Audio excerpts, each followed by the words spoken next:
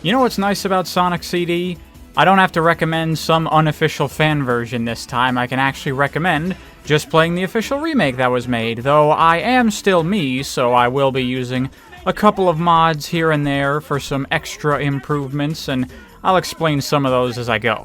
Now, before we start talking about Sonic CD itself, I do want to talk about the development of this game a little bit because it will be relevant in understanding why the game is the way it is and how it is the way that it is. So, long story short, the Sonic team that made Sonic 1, after that game was developed, they split into two different groups.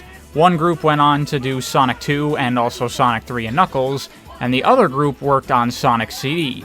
And Sonic CD was being made around the same time that Sonic 2 was, and originally it was actually intended to just be a Sega CD enhanced version of Sonic 2, but over the course of the development, the team decided that instead of just making a better version of Sonic 2, they wanted to make their own game instead.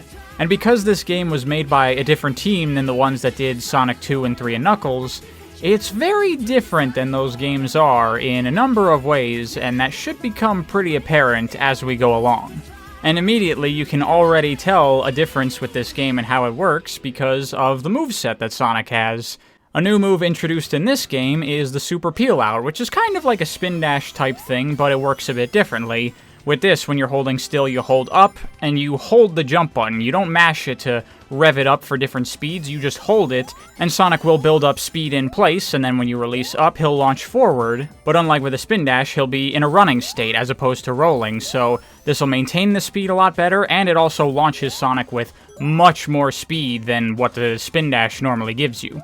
And even though this game came out between Sonic 2 and Sonic 3, this move was not carried over into Sonic 3 in the original version of the game, because as I said, these games were made by two different teams. And you can tell that there probably wasn't that much communication between the two teams making these Sonic games at the time, because this game was, of course, supposed to be an enhanced version of Sonic 2, and so there was clearly some communication with the Sonic 2 team, like for example the spin dash is in this game, which was introduced in Sonic 2.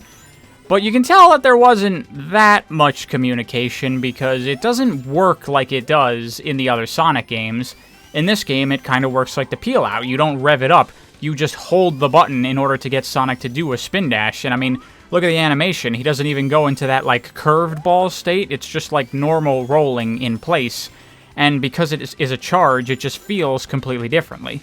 Thankfully, with this remade version of Sonic CD, you get the option to pick for a more traditional spin dash if you want, which I definitely prefer, so I will be going with that. By the way, another way you can tell this is a sequel to Sonic 1, look at Sonic's sprite. It's like pretty much identical to the sprites that he had in that game, as opposed to using the updated sprites that were in Sonic 2. Now let's talk about the game itself, because again, as it's not by the developers of Sonic 2 and such, there are a number of interesting things with Sonic CD, because in many ways it really does feel like a sequel to Sonic 1. Like it feels like Sonic 2 and Sonic CD are like two branching timelines, both coming off of Sonic 1 that just went in different directions with how the series progresses, because, like, for example, this game has zones and acts, just like all the other Sonic games, but we're back to 3 acts per zone, just like what Sonic 1 had.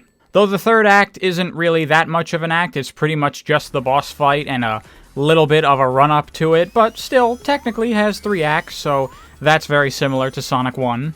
While we're on the subject, boss fights, how are they in this game? Are they any good? Any at all? Please? No, come on, are you fucking kidding me?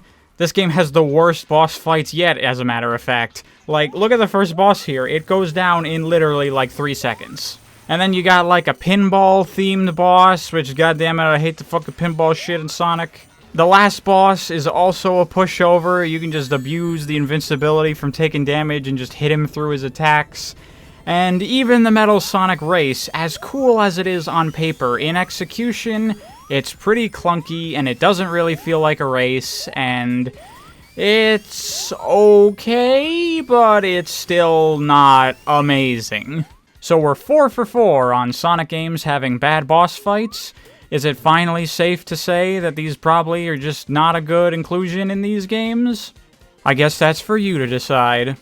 Now, playing through Sonic CD is very, very weird, mainly because of the levels and how they're structured and designed in Sonic CD, because you know what I've talked to up about this point with the whole Sonic level design structure of the multi-tiered paths and the high path being the fast path and all that stuff?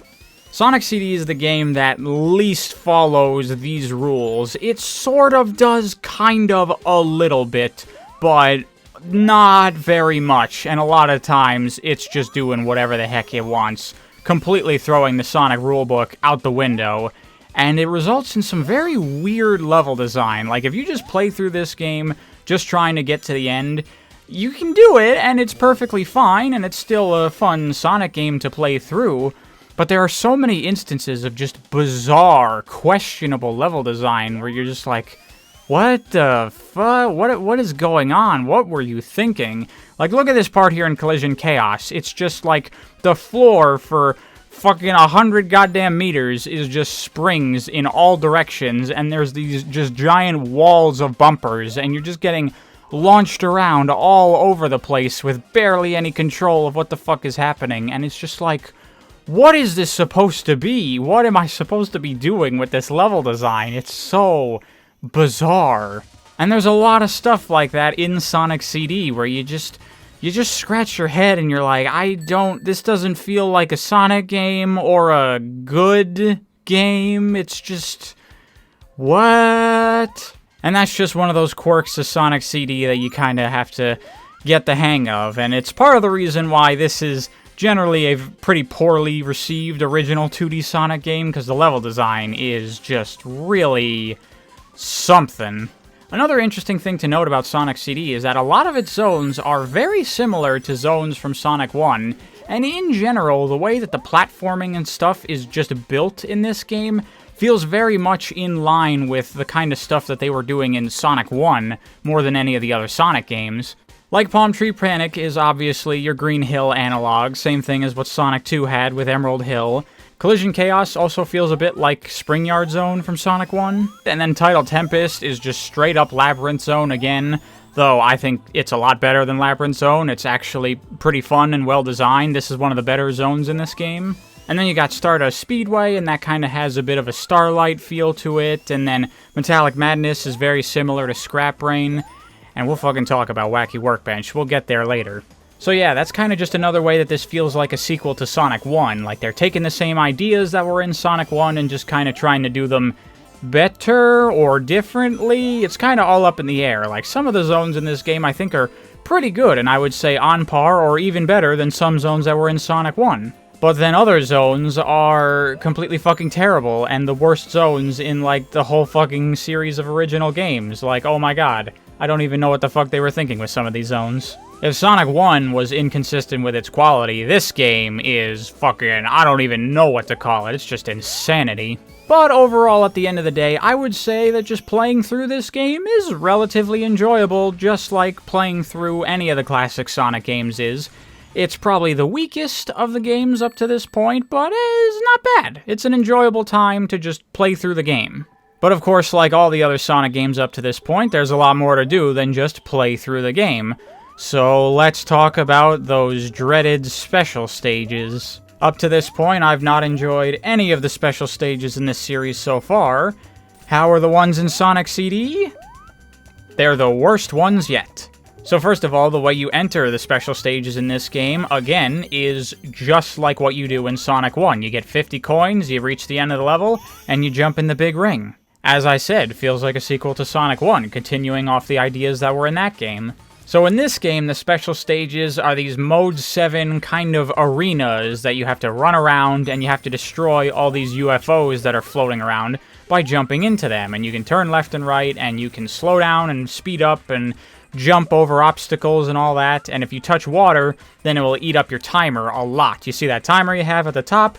That's counting down, and water is going to make it count down ridiculously fast, so you want to avoid water as much as you can. And if you manage to get all the UFOs before time runs out, then you get yourself not a Chaos Emerald, but a Time Stone, because I guess as a sequel to Sonic 1, they were thinking, well, the Chaos Emeralds weren't really established as a recurring thing. we can just go with the idea of, like, magical gems. So this game has the time stones. It's got 7 of them, but again, not Chaos Emeralds, and not really communicating that much with the Sonic 2 team, so no Super Sonic in this game. Anyway, these special stages, I absolutely loathe them. These are my least favorite of all of the ones that up to this point. I fucking hate these things. They are so clunky to control, and, like, good luck with depth perception when you're in this mode 7 fucking nightmare and you're trying to sprite scale to tell how close or far things are away. And the UFOs have predetermined movement patterns that they go on, but it's completely impossible to predict their movement the first time that you play through one of these levels, especially once you get to the later ones where they start moving a lot and much faster. And so you'll be chasing after one, and then it will just suddenly, on a dime, just turn directions and just completely make you miss, and then you'll end up jumping in water and killing your time. And so, similar to the Sonic 2 special stages, you just end up having to play these over and over, trying to memorize the UFO movement patterns to find the openings in order to destroy them, and it's just not fun at all. I do not like these special stages one bit. Collecting all the time stones for this game was goddamn miserable, much worse than any of the games up to this point. I hated it. And again, no Super Sonic in this game, so what the fuck do you even get for doing this? Absolutely nothing. Just like Sonic 1, you get a good job, you did it, good ending, which I guess is a little bit more rewarding in this game because it has the nice anime sequences at the beginning and end, but it's not worth it, I don't give a fuck. However, the thing that really makes Sonic CD unique from the other classic Sonic games is that there is another way to get the good ending without having to collect the time stones at all. And that is, of course, with time travel. See, while you're playing Sonic CD, you'll run past these signs that either say past or future on them, and once you run past one, you got that little icon in the bottom left corner next to your lives. And when you have one of these, if you start running pretty fast, then you'll get these sparkles around you, and if you can maintain that speed for a while, then you will eventually time travel. You'll get this little cutscene of Sonic traveling that's really meant to mask loading times for the Sega CD, and then boom, you end up in the past or future of that level. And these different times are not just a color palette swap, they actually do alter the level design of all the levels of the game, which is really impressive. It also changes the music too, which is pretty cool. But they had to make multiple versions of every single level in this game for all of the different time periods you can visit, which is a staggering amount of work for something like this. It's actually pretty ambitious and pretty cool in concept. In execution, it really doesn't matter whatsoever if you're just playing the game to the end. You'll just travel to the past and future and back to the present willy-nilly, and it really won't make a difference whatsoever. All this time travel stuff, what it's really about is about trying to get the good ending via saving the future. You see, there's not just the past, present, and future in this game. There's actually 2 futures, a bad future and a good future. So there's 4 versions of every single level in this game, minus Act 3. There's only 2 versions of that. I'll get to that. The way it works is that in Acts 1 and 2 of every single zone, in the past somewhere is a robot teleporter that you can destroy, and if you destroy both of the teleporters in the past, then Act 3 of the zone, instead of being in the bad future, will be in the good future, and when you destroy the teleporters in the past of that own level, instead of going to the bad future like you would normally, you'll go to the good future instead. And if you manage to find every single generator in the past and destroy all of them and make a good future in every single zone in the game, that will also get you the good ending. And while this is an interesting idea on paper, I do think it has a number of problems surrounding how it was executed. First of all, there's no reason to go to the future ever in any circumstance when you're playing through the levels, because the future is not where you want to go. You want to go to the past, because the robot teleporters are only there in the past. You can find them in the present and the future, but you can't destroy them. You have to go back to the past. So going to the future is not something that you ever really want to do. It's only a bad thing, which I guess thematically makes sense for the bad future, because it's like, oh no, the bad future, this place is horrible, I want to leave. Then you're in the present, and you're like, gotta go back to the past to fix things. But then even the good future, there's really no reason to go there, because once you've destroyed the teleporter, you're basically done with the level, so you just want to finish it as quickly as possible and get to the next one. So making the futures at all almost seems like superfluous and doesn't really benefit the game that much. They're just there because they have to be there for the systems of the game to work, I guess?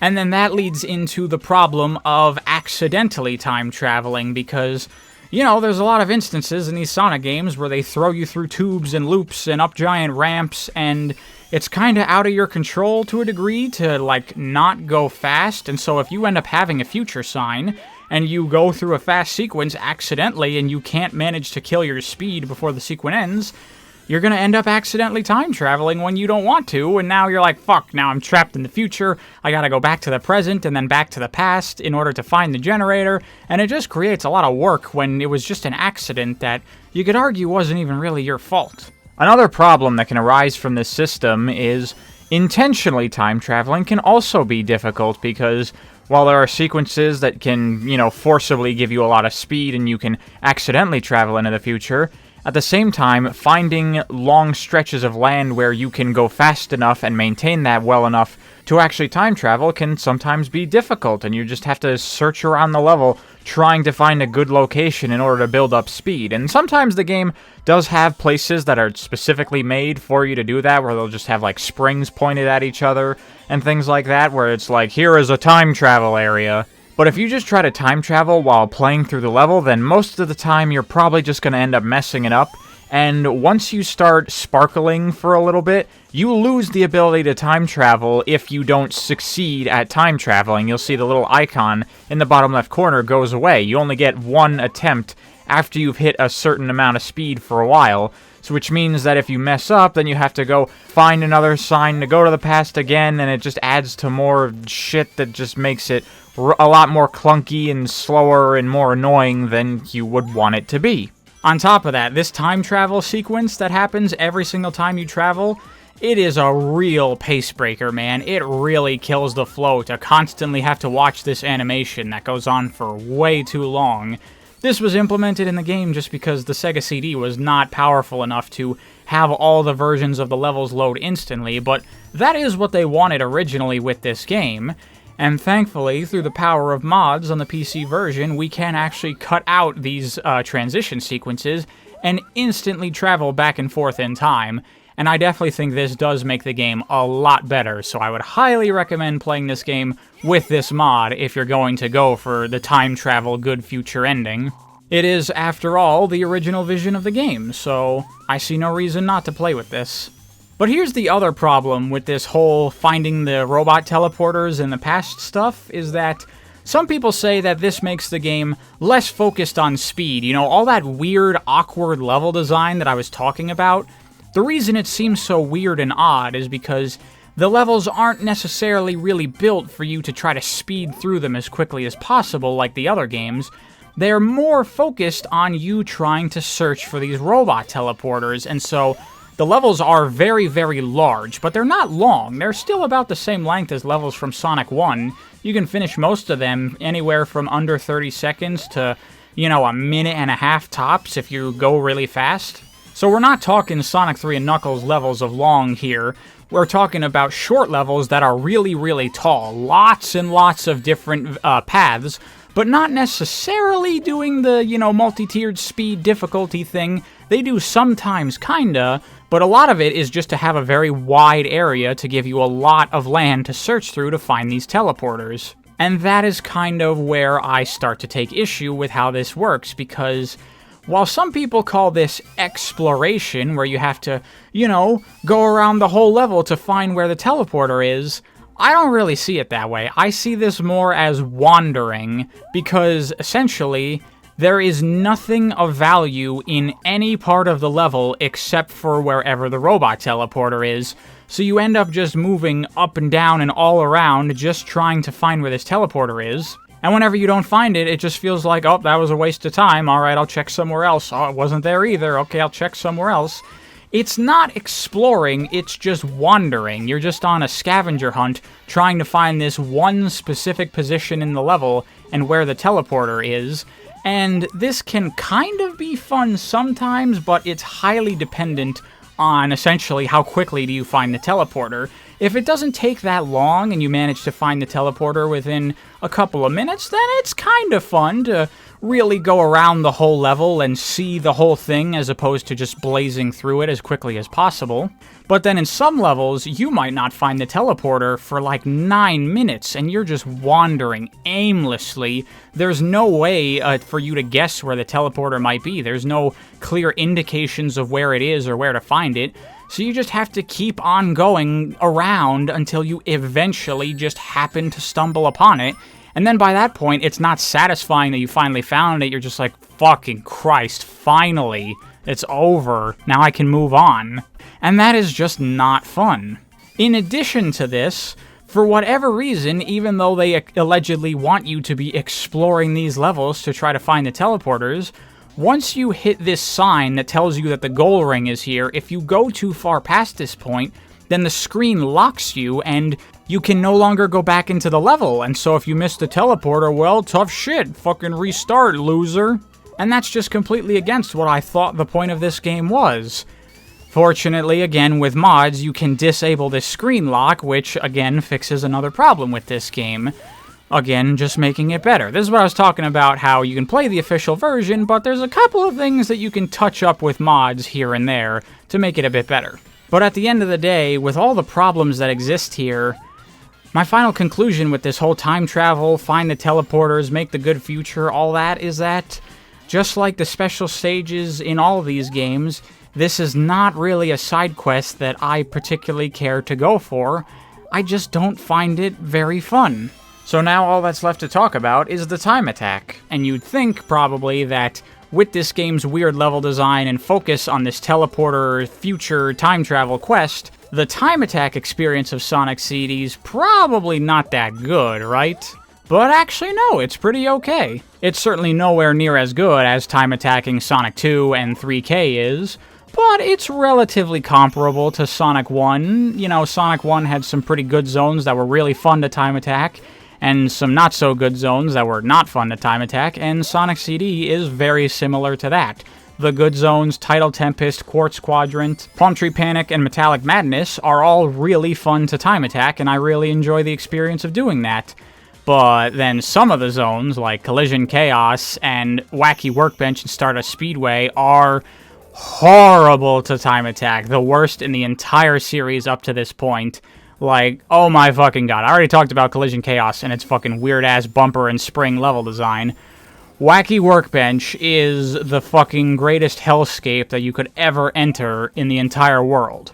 And that's unfortunate because I really like the idea of Wacky Workbench on paper, but just like many things in Sonic CD, the execution is what just makes it fucking horrible. So the idea with Wacky Workbench is they take that multi-tiered level design structure of Sonic, where the top path is the difficult and fastest path, and they flip that, literally, so now the bottom of the level is actually where the most difficult and fastest path through is. And what happens if you mess up from the bottom path is you land on this electric floor that launches you up super duper high to the top of the level, and that is where the slower platforming sequences are, so when you get to the top, you have to work your way back down to the bottom in order to keep going forward. And in concept, I think that's a fun, cool, interesting idea for how to mix up the Sonic level design structure, and I think it's neat.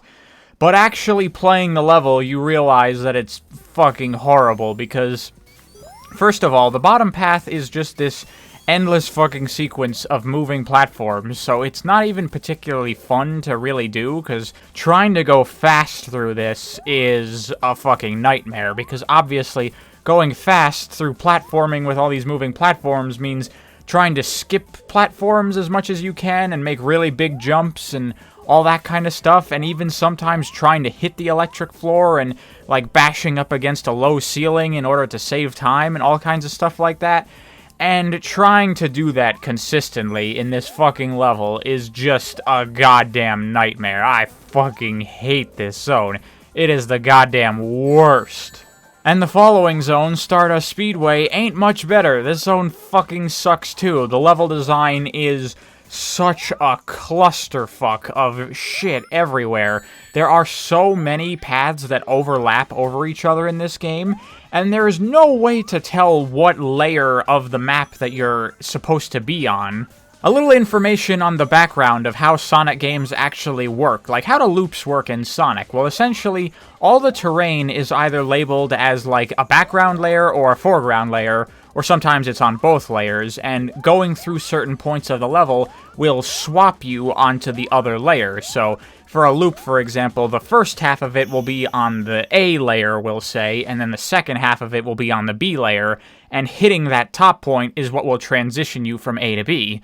That's what keeps you from just running past a loop, because you have to go through the layers in order to get past it. But sometimes they'll just change layers in these games just at arbitrary points, where there will be like a fork in the road where, you know, the path goes up or down, and once you pass it, you'll change layers, and then if you go back down the same way, you won't go the way you came from, you'll go a different way. They do that quite a bit in all of these games. But in Stardust Speedway, the layer changing is actually a mechanic in this level. There's all these, like, weird, I don't even know what you would call these, like these, I guess, fan things that have that little blue orb on them, and anytime you hit that, you change what layer you're standing on.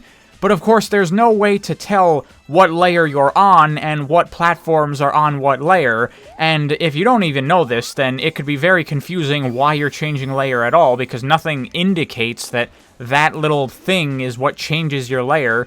So you just end up on this really awkward fucking level design where stuff just never fucking works, dude. You go through these loops or you get springed off up to a slope and then you just hit a wall and it's just so fucking clunky and it's just a mess. This zone sucks. It is so bad. But despite these zones really dragging down the experience, I still think that Sonic CD is fun to time attack. Definitely not as fun as the other classic games, but still enjoyable enough. And that's kind of the overall verdict I have for Sonic CD. Like, playing it casually, it's, you know, good, but definitely the worst of these games, and the time attack is the same. And certainly, if you're the type to go for the special stages and stuff, it's definitely the worst. And the time travel quest is something that you can go for if you want, but personally, I really don't care for it. By the way, a thing that was added in this remake version was the ability to play as Tails, and Tails is pretty interesting in this game because the game was not designed to be playable for anybody but Sonic, and that means that the tops of all of the walls in the level, when they go off screen, they don't keep going, they stop. You can stand on top of all of the walls in the game if you can manage to get above the screen, which Tails can obviously do very easily, and so you can just break so many levels in this game and just fly past fucking everything and skip major sequences by just going above the screen past the walls that are supposed to force you into platforming sequences. And while it is completely, totally fuck-busted, it's kind of interesting in its own way to play like this, where you just fucking bypass the entire game. It's kind of fun to play as Tails. And it actually makes Wacky Workbench actually a whole lot more enjoyable because you can fly with Tails through the bottom section and it makes the platforming a lot easier and less of a goddamn nightmare. I also like to use Tails as an opportunity to listen to the US soundtrack for this game, you know, for a little bit of extra variety. For those that aren't aware, this game has two soundtracks for the Japanese and European release and then one soundtrack for the American release for whatever reason. And you can listen to either soundtrack in the remake, which is cool. Sadly, no playable Knuckles in this remake, but hey, if you use some mods, maybe you can get him back in there. And I'll leave links in the description for all the mods that I use for this game if you're interested in picking them up. So yeah, that's Sonic CD. It's okay. I like it, kind of, but it definitely has some problems. Certainly the weakest Sonic game up to this point, but I would definitely struggle to call this a bad game. And I know there's a lot of Sonic fans, even people that really like the classic games, who are pretty down on Sonic CD, and honestly for a while I was like that too. But playing through it recently and like really exploring all of the game's facets, I think it's okay. It is okay. But I will say that I think the soundtrack for this game, the Japanese one in particular, is probably the best out of any of these games. It is pretty damn good. I definitely recommend taking a listen to it sometime, even if you don't feel like playing the game, because there's some really interesting stuff in there. The fact that every zone has 4 different versions of the same track for the different time periods, and they're all like really cool and interesting remixes, is actually pretty neat. Sonic CD, it's alright.